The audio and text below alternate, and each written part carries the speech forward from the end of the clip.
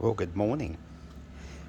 The carpenters last year put together a scale model of a wall frame and a roof, and so this morning I thought what I would do is actually go through and notate a few different parts and how excellent this is as a resource. So I'll be very close to the timber, so you won't actually be able to see the overall while I'm checking it through with you. But first of all, we'll look at wall frames, and you can see over here that in this corner, okay, we have what is a 3-stud connection. One here, one here, and if we go around here and right back into there, we have another stud there. So 3-stud connection. We have a block in the center which hold these two apart, and we have our top plate that runs through to here. Also, we actually have a bottom plate that runs right through down to there. Okay, these are noggins through here. We have a sort of quasi 3-stud connection. Ordinarily, what you would see is this edge would line up with this part in here, and changing hands on the phone, okay, this edge would actually come through to here, and you'd have a block in the middle to actually lock that together. Okay, metal tension strip, or what you would call strap bracing. Okay, and it goes from your top plate, it actually bends over the top, so you can actually see that there, 2 fixings, and then 1 fixing in each stud all the way down, and you can see that. Alright, let's have a look at the other window. There's a couple of really good things in here. So this is a lintel, this is a head trimmer. So the head trimmer, you can see that there, okay, top of the window, bottom of the window, a sill trimmer. Now these little pieces here and here are called jack studs, and you have one here, and down the bottom, one over here and one over there. Okay, we used a bit of craft wood here as a brace, but this is what you would call a ply brace or a masonite brace, and the old idea of this is to actually stop this frame racking in any position. If you actually have a look at that, I cannot move it very much at all. Now there's 2 reasons for this. One is this brace, the other is this hip. Well, this is a valley and a hip over there. With these 2 locked together, this whole frame, you cannot move it very much at all. Alright, let's have a look through here. Now, very unusual detail, and this is to make it easy for the students. This is almost like a pole plate construction, and so we have the ceiling joist below a plate. Ordinarily, this roof will be totally lower, right down to this level, okay, but for our example it'll be quite good. Alright, so let's have a look at some roofing members. Valley, rafter, creeper, rafter, and you've got 2 creepers. You've got a broken hip right up the top there where my finger's pointing. Then over here, okay, we have to bring that through. That's your ridge. Very unusual, pointing your finger and waiting for the phone. Okay, these are called outriggers. Through here, they connect to the rafters. So whatever this distance is from here to here, the rule in the AO 1684 is that this backspan should be double that amount. And so that's the rule. Years ago, it used to be here, and we'd have these little timbers flopping down and doing all sorts of weird and wonderful things. Okay, from this side over here, we have a collar tie. Now, a collar tie does exactly the same function as a ceiling joist. where it ties the walls together. And then underneath here is actually the under purlin. Now there are no roof battens or roof battens. Used to be called purlins. Gable end, okay, ridge comes right through. Here's our outriggers, and each of these are designed to actually take, okay, our barge that goes up here and up here. And so, and as luck would have it, I don't actually have any barges up at the moment, so I can't show you that. Alright, so here's our hip wall through here, so we can see our hip rafter. And a hip rafter, if you look here carefully, and what I will do is actually get out my ruler, and we can actually look here, and this is what's called our heel height. And in our case here, you can see it's around about 37, 38 millimeter. Okay, and over here, at this point here, you've got about 37. Okay, and so this height should always be the same as this height all the way through, or else we will not see the actual roof all in the same plane. And so that's how that works together. Okay, a couple of really nice funky cuts. Now this is 45 degrees, but this degree changes because it's on an angle, on an incline. And so we have what's called a purlin side cut and an edge cut. Okay, so this timber here is a strut, and it supports the weight of the roof. So this is a vertical strut, and we have another vertical strut through here. And then mainly, because these students are year 2 students, they wouldn't actually do anything like a fan strut. Now across here, this timber is actually designed as what's called a under purlin. As a hanger, sorry. And so the hanger actually runs through here, and these little square pieces of timber are your soldiers. And so, and here's a larger under purlin.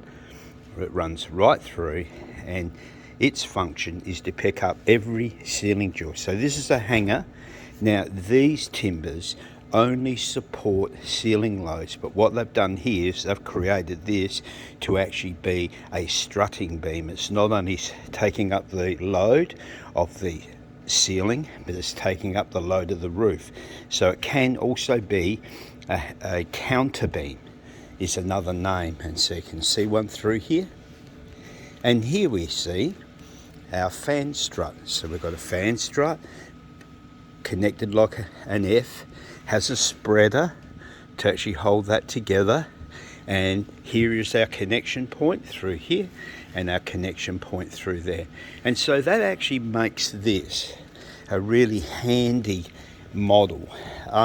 We've got another couple of points through here where we've got a strut, and this is what you would call a perpendicular strut. It's slightly off perpendicular, matches onto the top of the wall frame, and underneath that point, because it's a point load, there is actually a stud.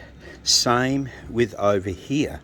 Now when you look at the fan strut, because it covers so big an area, a solid timber goes across the wall, and that supports right through that area to actually fit this all together. So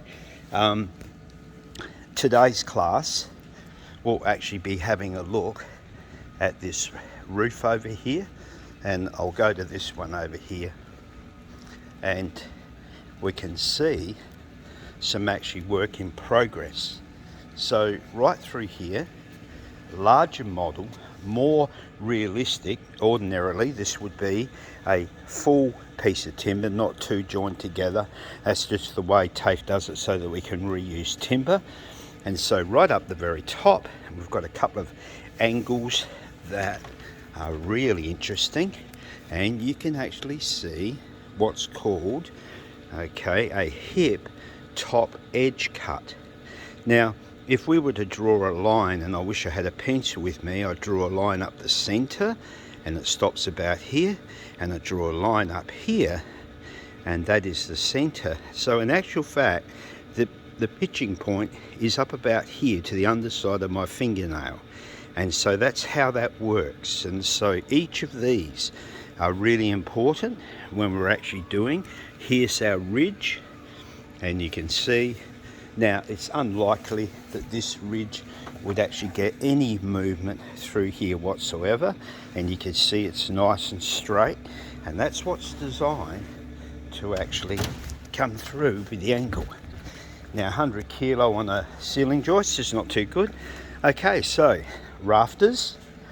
Now this is more, you notice the difference with the other model.